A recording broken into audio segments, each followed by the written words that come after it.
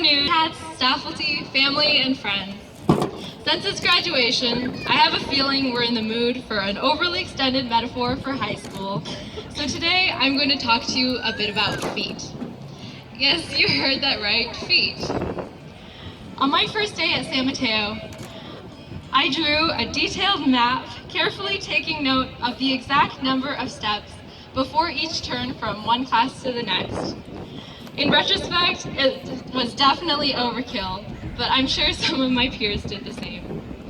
At lunch, our feet collectively, tentatively stepped into the quad, hoping they'd be able to follow along to the steps of the Cupid Shuffle. They fidgeted nervously as we tried to talk to someone new, and sometimes sprinted as fast as they could to class, scared of being late, something we only later realized announced to literally everyone, I'm a freshman. But soon enough, our feet found a routine. They figured out all the fastest routes to class, started taking the steps 2 at a time, and knew to avoid the C-building stairwell, because you made eye contact with that couple once, and it was weird. Your feet learned some fancy footwork in school sports or in marching band, theater, or dance. They ran to beat the lunch line, teetered in heels to your first ever homecoming. They stomped on the bleachers till we got the beat at the Little Big Game, feeling giddy pride as our halftime show flattened the other schools and our boys on the football team won our hearts yet again. Our feet walked out, participated in a retirada in your first ever taste of activism, and learned to zapateado on a desk with Senora Amchikova. For the enormous range of sensations we felt here, these halls have become home to us, molded to us and hugged us warmly like the best pair of loud, accepting orange sneakers. Sometimes though, your feet might have felt like they were outgrowing this old place and couldn't wait to step into some flashy new grown-up shoes. Our feet got tired or sore at times.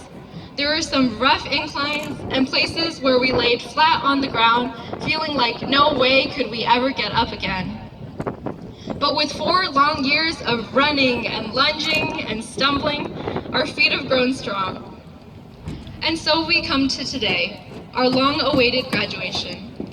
From here on out, the path may look uncertain, but we have the tools, the most wonderful public education, the hopes and support of all our Bearcats faculty and friends, and of course, our parents, who held it all together for us, even if we didn't always appreciate it, who, for all the pushing and the misunderstandings, do all that they do in hopes that they might smooth out the path before us, in hopes that we'll be better and go farther than them.